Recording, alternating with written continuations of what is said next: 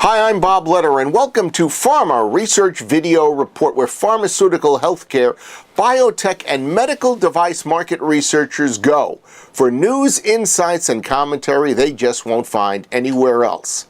So let's get started. Penn State graduate students Chi Shang Yang and Jacqueline Meyer have studied the top 50 paid and top 50 free health and fitness apps that are available on Apple iTunes and Google Play, and they've reached an important conclusion.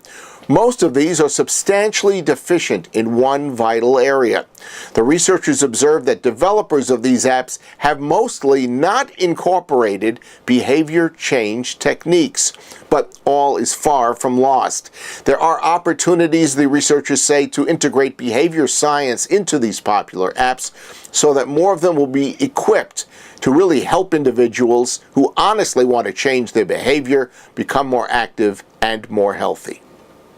Next, Reuters reported on the medical tech hiring spree that is underway at Apple, presumably experts say for its iWatch, but possibly for other wearable technology. The news service says LinkedIn profiles clearly demonstrate that over the past year, Apple has snapped up at least a half a dozen noticeable prominent biomedicine experts, and two other people familiar with the situation say that recruitment is ongoing. The dominant hiring focus over at Apple is leaders in sensor technology, which recently was singled out by Apple CEO Tim Cook as primed to explode. Apple's supposedly hush-hush plans reportedly involve bypassing fitness-oriented devices in favor of monitoring for everything from blood sugar levels to nutrition. There's an anonymous mobile health executive who told Reuters that Apple's aspirations go beyond wearable devices and into a full health and fitness service platform that is modeled after the Apple Apps Store. There's another insider, it's Claremont Creek Ventures partner Ted Driscoll, who pointed at Apple's focus on recruitment of engineers with experience in, quote-unquote, monitoring the body's perimeters. So clearly, in this case, where there's smoke, is there fire?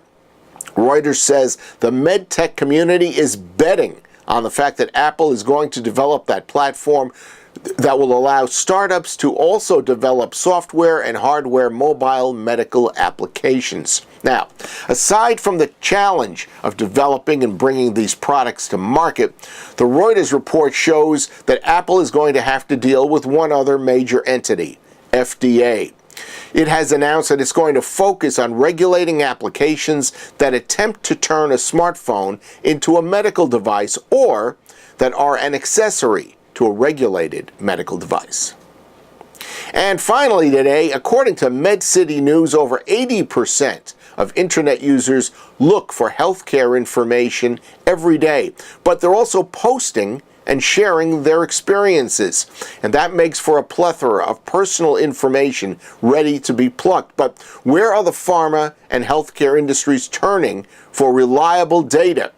Well, a few weeks ago, a senior executive for a top 5 pharma healthcare research company confided to me that in the social media research realm, there's only one company that shines way more brightly than the hundreds of others it's competing with. It's an Israeli organization called Treato. It was founded in 2008, and only last year did it really become a commercial entity when it raised $14.5 million. Every day, Treato is finding, organizing, and analyzing online patient conversations on 3,000 forums, blogs, and websites. And most important, it is transforming over 1 million pieces of content into usable patient insights every day. Most Treato clients are pharmaceutical companies right now, and they have the option to explore data by medical condition and or by brand.